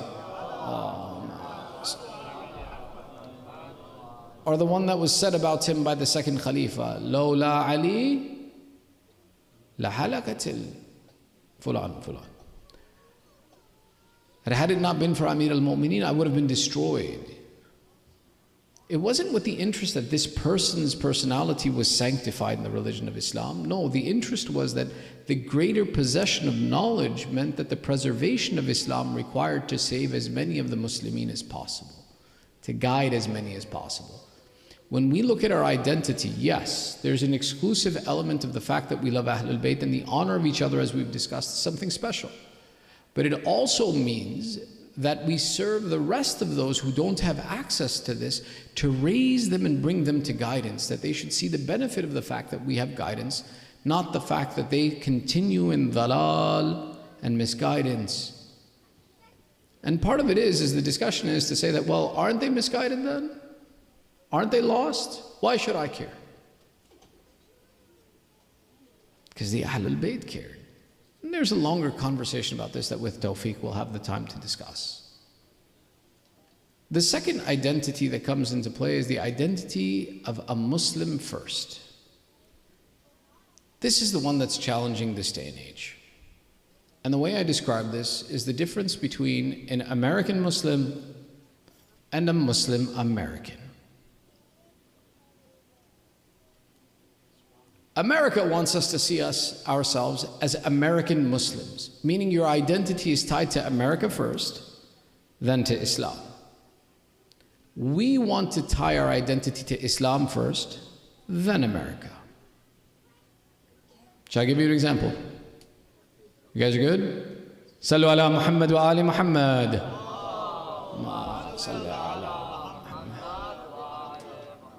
Today's July 1st. 4th of July. For Americans, it's something special. When is 4th of July happening? Like the 9th of Muharram. 8th or 9th of Muharram. An American Muslim is the one who says, let me do my fireworks because it's the 4th of July, it only comes once a year. The Muslim American is the one who is saying, what fireworks? The Majlis of Aba Abdullah comes once a year. That difference in identity of seeing yourself tied to the values of Islam and Ahlul Bayt has to take precedence to be part of this community. You can't have two qiblas. You can't. You can't, for example, when you come here, everything is, oh, Imam Hussain, Amir al-Mu'mineen, Ahlul Bayt, and when you go outside, it's my 401k, it's which credit card is giving me more points, it's, well, you know, it's a national holiday, we have to celebrate it. You can't have two hearts in one chest. And that's that process of how do you build that identity correctly? How do you ensure that Islam is the priority? That's a very challenging issue, but to build this, any community, to build the righteous community that talks about all of these good attributes that we've been talking about, all of these important issues that we need to cover, there can't be something else that shares the priority with me. I have to look and first see is that what does Islam want from me? Then what does society want from me? One of the ways that we as adults get caught in this, and it's not just about kids, because maybe you're past the age of fireworks. I'd understand that, that's okay. I'll give you another example. What day of the year is Christmas? You can tell me, I know you know, you can tell me, I know you know. December 25th. Thank you for answering the question, I appreciate it. Do we treat December 25th like a normal day? No, we don't. Nobody goes to work on December 25th. We look forward to the long weekend. We look forward to having a good time. We look forward to the break. Why? Society told me December 25th is a day that all work stops and everybody is off. Fair? How many of us go to work on the 23rd of Ramadan? Don't answer that. Don't answer that. The idea is think about it.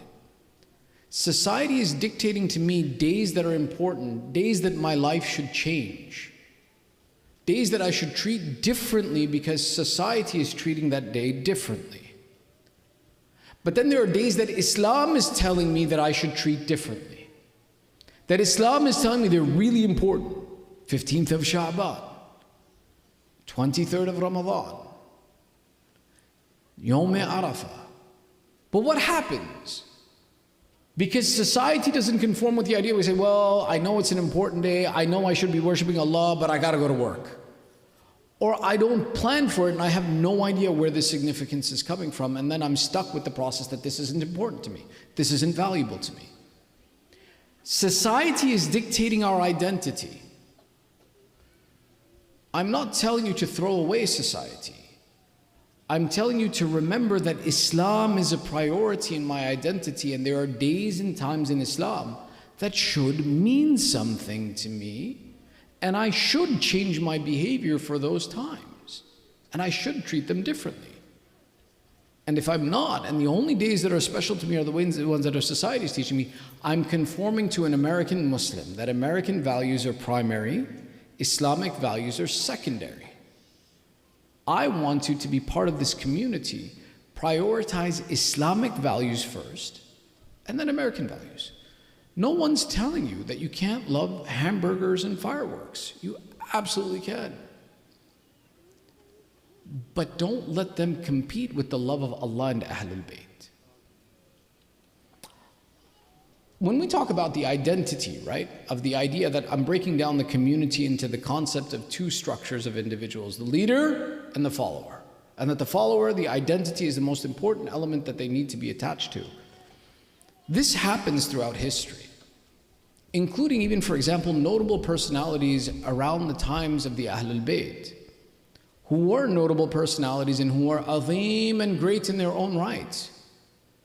But if you can see the sun, who looks at the stars? That amazing personalities in history, some of them who have been neglected. For example, the personality of Abdullah ibn Ja'far. Abdullah ibn Ja'far is the husband of Sayyidah Zainab, but he's also the son of Ja'far al-Tayyar. And he was the possessor of a special dua from the Holy Prophet. When the news of the shahadat of Ja'far al-Tayyar took place, the Prophet went to go visit Abdullah and his mother. When he goes to visit the widow of Ja'far al-Tayyar, he sees Abdullah sitting and playing in the sand, and he's making clay figurines and he's playing shop. And Rasulullah, who loved children, came to this Abdullah and he said to him, Abdullah, what are you doing? He says, I'm playing shop, I'm playing shop, I'm selling my wares. And he would make little things out of clay and set them up in a little store the way kids do. They describe and say Rasulullah put his hand on the head of Abdullah and made dua that may you always have success in any transaction that you ever make.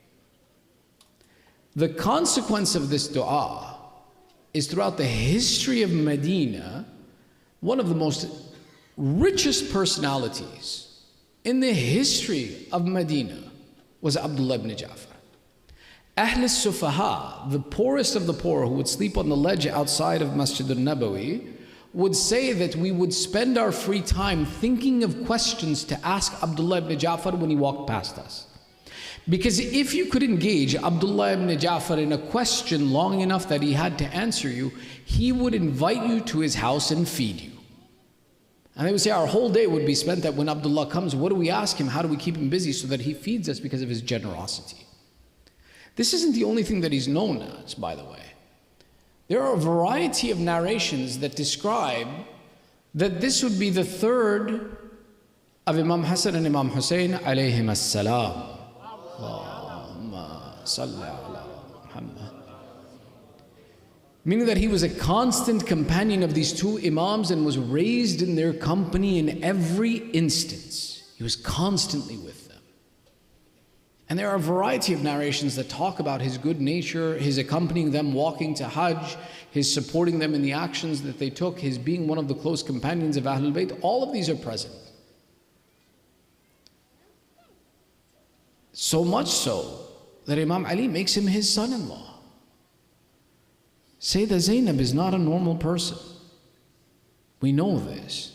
That in the adhamat of the ladies, we don't have the categories like, for example, Anbiya, Ulul Azam, Rasul, A'imma alayhim as-salam. We don't have these categories for women like we have for the male representatives of the religion of Allah. But amongst the females, we know that there is Sayyidah Zahra, Salamullahi alayha, Allahumma salli ala Muhammad.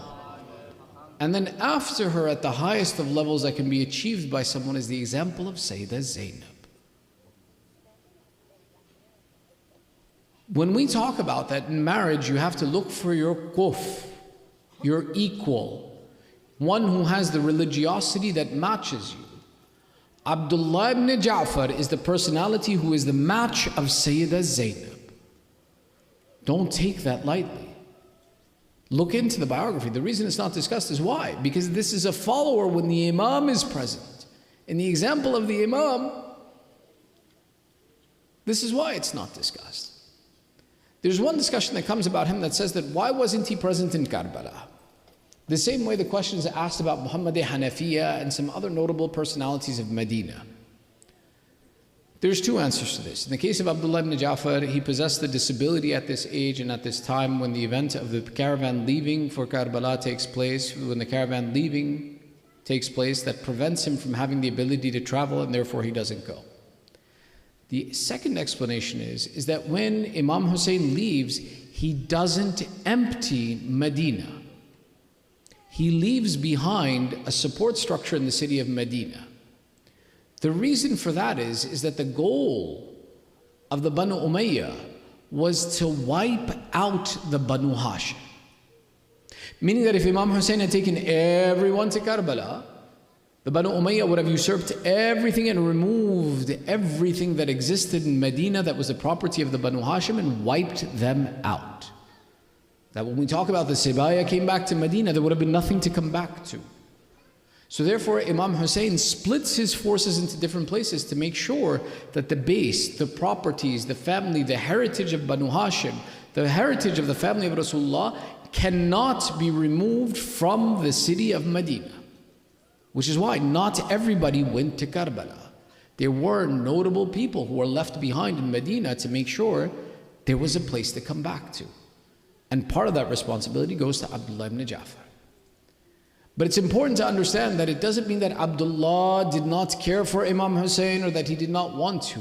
Rather, if you think about it intellectually, Abdullah ibn Ja'far entrusts, and when he sees Abu Abdullah heading out towards Karbala, he takes his most valuable possession and hands it over in the care of Imam Hussain.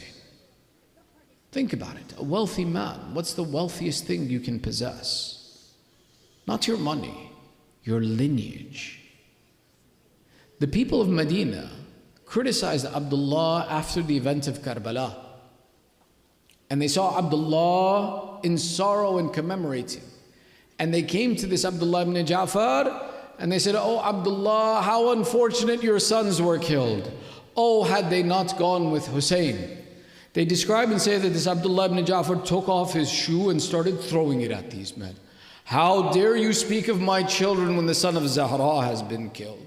If there is grief in my heart, it is not over my children, but it is over the son of Zahra." This is why in the field of Karbala, amongst the sacrifice of the Banu Hashim, one of the significant sacrifices that we mention is the children of Sayyidah Zainab. These two sons of Sayyidah Zainab are those who have been prepared by Sayyidah Zainab herself. That the night of Ashura, they describe and say that mothers were talking to their children and preparing them, that tomorrow is an opportunity to go and to sacrifice for the religion of Islam. And they describe and say that Layla would be somewhere sitting with Akbar and telling to Akbar that, "Oh Akbar, tomorrow for your father, make sure that you are not sluggish in your support." There were other mothers preparing their children. There's a description that says that Abu Abdullah goes and he sees Rabab crying. And he says, "Rabab, why are you crying?" She says, "Oh Abu Abdullah, I can hear every mother in her tent preparing her child. But oh Imam Hussain, all I have is this Ali al-Asghar. How will I be one who presents a sacrifice to you tomorrow? How will I stand in front of your mother Zahra?" Abu Abdullah comforts her and says, "Inshallah, your sacrifice too will be accepted." There's a discussion that says in another room that Kulthum is weeping. And Abu al-Fadl, hearing his sister cries, he says, "Oh sister, what has made you cry?" And Kulthum replies and she says, "Oh Abu al-Fadl, every mother is preparing her children. I have not been blessed with children. What shall I present as my sacrifice? Who will I prepare? What will I show our mother?" They describe and say that Abu al-Fadl would sit on his knees and say, "Oh sister, I am your sacrifice. I am here to fulfill your needs. I will present on your behalf. You are the one for whom I will stand." Similarly, there is a discussion that describes and says that Sayyidah Zainab would prepare two young boys and sit with them and say, "My children, you are the scions and the remainders of Ja'far al-Tayyar, that noble warrior who Allah granted him for his strength wings in heaven. You are the grandsons of Ali ibn Abi Talib. I expect you to show the valiant nature of your forefathers and the blood of honor and bravery that has been given to you. And I expect you to present into the battlefield and defend your uncle and present the best of defenses." But a poet goes so far as to say that he says, "I imagine this mother would say to her children, 'But oh my sons, the bravery that you possess, it may happen that you win victory over this army and push them away. You've been thirsty for 3 days. If you happen to capture the Furat, don't drink before your uncle. Don't make the mistake to quench your thirst when the son of Zahra is thirsty." They describe and say that when the Banu Hashim began to present their sacrifices on the day of Ashura, that these two boys came together. And the description says that their ages are between 11 and 13 and 13 and 15, that they are young boys that are just barely entering into the levels of maturity. Hence, it would make sense that the two boys would fight together, because the nature of the Arab was that a single warrior fights alone in the battlefield. But their youth allowed them and entitled them that they were able to match off against the army together. And they imagine and they say that we imagine that the one who trains them is Abu al-Fadl, who has been stationed in front of the tents, and he watches his young soldiers that he has trained enter into the battlefield. The other who stands and watches is Abu Abdullah, that sister who is his constant companion and supporter, the one who has never been separated from him. Can you imagine that what is his relationship with these children? They say that these two stood and they watched as the boys entered the battlefield. When single combat would take place, they could not match the boys. The boys, after single contest, would then proceed into the army and move and push the army away from the tents of Abu Abdullah. Remember something, an army that is so massive and the support of Imam Hussain is so little, that the army would encroach upon the campment of Abu Abdullah. The warriors that would come out, their goal would be that we want you not to be able to see our master.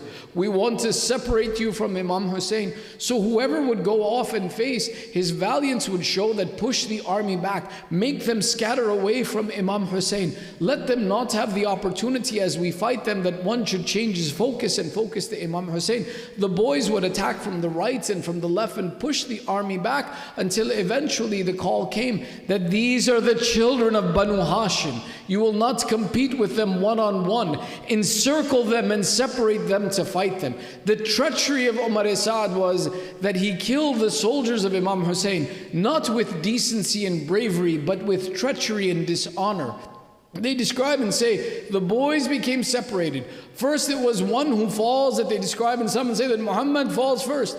On comes to his support and to his rescue. There he falls as well. Others describe and say that the boys, when they are separated, before they can return, their attentions are broken and the boys are killed by the army. They describe and say, Abu Abdullah went to raise each of the shuhada, went to collect each one. But in that moment when the two young men fell, Abu Abdullah did not know which direction to turn into the battlefield. Abu al-Fadl comes and he says, oh my brother, I am the support of your back. I am the one who assists you. Abu al-Fadl went to one of the boys. Abu Abdullah went to the other. They collected the two young boys and brought them back to the tent. Within the tents among the women, there was a process that when the shaheed would come back, the women would grieve over them and fall upon them. But before a woman could reach her brother, her son, her husband, they would say, before we could get to our loved one, how would it happen that Zainab would be sitting by our loved one first, comforting us and warning us and telling us that please don't be overcome. My mother will reward you and accept your sacrifice. My mother will appreciate what you have given in her way. Congratulations to you, old lady. You have attained a great success. I guarantee you our family will not neglect it. But when these two boys were brought to the tent, all of the women came to weep over them. But Abu Abdullah stood in the middle and called, where is my sister Zainab? Why does she not bid farewell to her children? They describe and say that Abu Abdullah brings Sayyidah Zainab back and he says, bid your children farewell. It is their right that you sit by them. Sayyidah Zainab would bid farewell to these boys, but she would not cry over them again. In Sham, when the heads of Shuhada were returned, Sayyidah Zainab takes the head of Abu Abdullah. When the heads of On and Muhammad are brought, the women of Sham asked, were these orphans who fought for Hussain? Why is there no mother for them? They describe that the women would call, Hasha lillah, these are the sons of Zainab. She weeps for Hussain, not for herself. Sayyidah Zainab did not weep over the loss of these children until when she returns to Medina and is separated from Imam Zainul Abidin, and she enters a lonely and empty house in which she finds two beds of these two sons. In that quiet house, she again sits between these two, puts her hands on these beds and cries, oh my children, forgive me. Your mother has left you alone in a desert. She did not bring you home with her. ألا لعنة الله على القوم الظالمين وسيعلم الذين ظلموا أي منقلب ينقلبون إنا لله وإنا إليه راجعون رضا بقضائه وتسليما لأمره. ماتم حسين.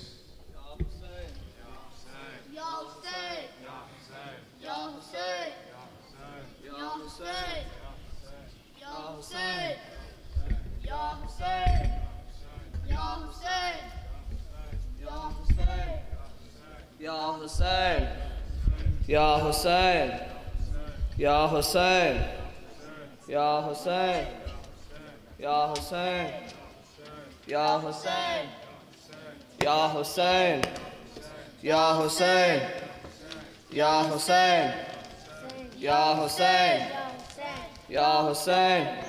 Canım fedai Zeynep, canım fedai Zeynep, canım fedai Zeynep. Everyone. Canım fedai Zeynep, canım fedai Zeynep, canım fedai Canım fedai Zeynep, canım Canım fedai Zeynep, canım fedai Canım fedai Zeynep, canım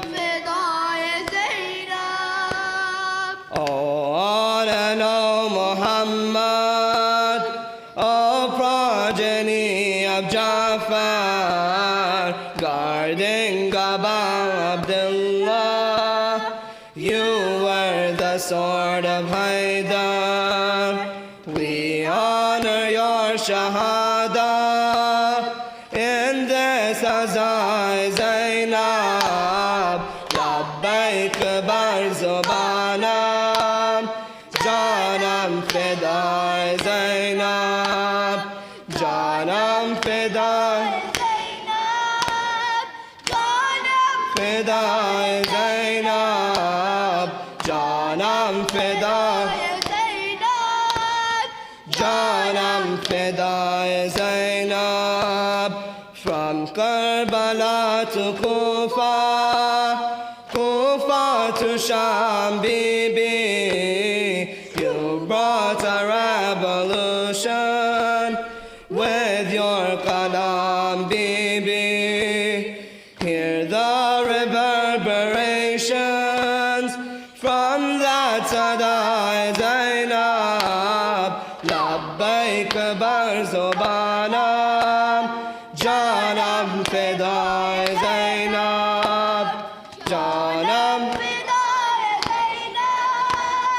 janam fedai Zainab, janam fedai Zainab.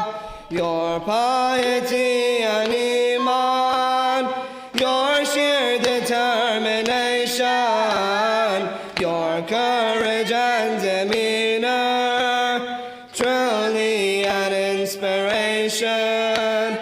At par with Anbiya is Sabr or Rizai Zainab, labbaik bar zubanam, janam fedai Zainab, janam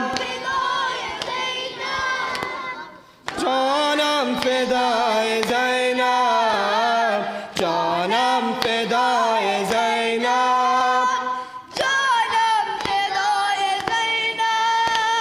say no to every tyrant, say la ilaha illallah, say no to fear of dying, remember inna lillah, calling to truth and justice, and still Nidai Zainab, labbaik bar zubanam, janam fedai Zainab, janam janam fedai Zainab,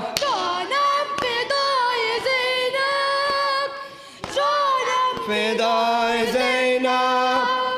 Iqra bismi rabbik, read in the name of Allah, the indigent and hungry, feed in the name of Allah, knowledge and empathy, oh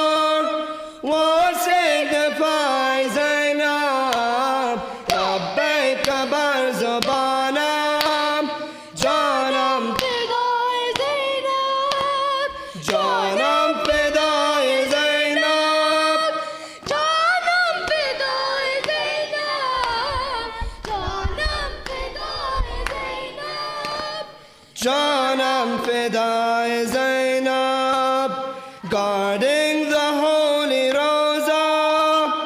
We are the Shia lions, facing the evil arrows. We are a wall of iron. Until we die, we will shelter thy Zainab. Labbaik bar Zobanam, Janam Fidai Zainab. Janam Fidai Zainab, Janam Fidai Zainab, Janam Fidai Zainab, Janam Fidai Zainab. We are the sword of Haidar. No army can defeat us. We are the plan of Zahra.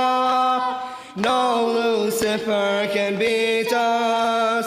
Like oxygen we breathe in. Garbo Balai Zainab.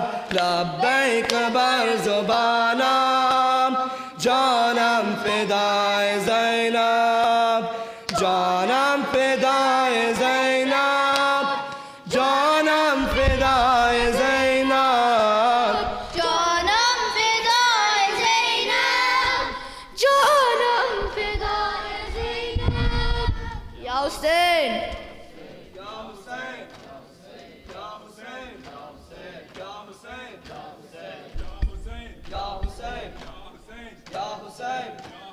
Salawat.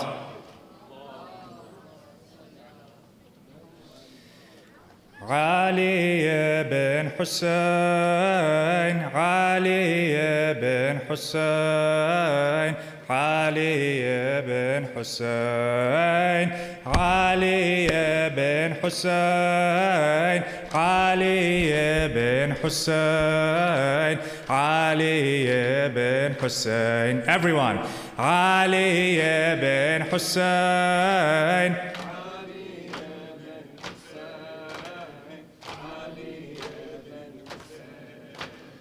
Hands are raised to the sky to pray. Ali Asghar has passed away. Two sons of Hussain both slain. It's a shame what happened that day. For Ali Asghar we must remember, carry the flag of Hussain. The love of Zainab, grandson of Zahra, is Ali Asghar Hussain. Ali ibn Hussain.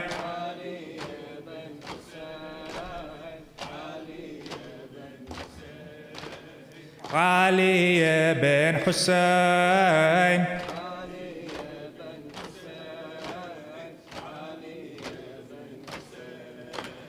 Arrows raining down from the sky, enemies with such little pride. Ali Asghar was just a child, cursed the person who claimed his life. For Ali Asghar we must remember, carry the flag of Hussain. The love of Zainab, grandson of Zahra, is Ali Asghar Hussain. Ali ibn Hussain, Ali ibn Hussain, Ali ibn Hussain, Ali ibn Hussain, Ali ibn Hussain. Hussain. Hussein's arms raised up to the sky. For Allah, Ali gave his life. We from him and to him we return. Only words the Imam whispered. For Ali Asghar we must remember, carry the flag of Hussain. The love of Zainab, grandson of Zahra, is Ali Asghar Hussain. Ali ibn Hussain, Ali ibn Hussain, Ali ibn Hussain, Ali ibn Hussain, Ali ibn Hussain, Ali ibn Hussain. Salawat.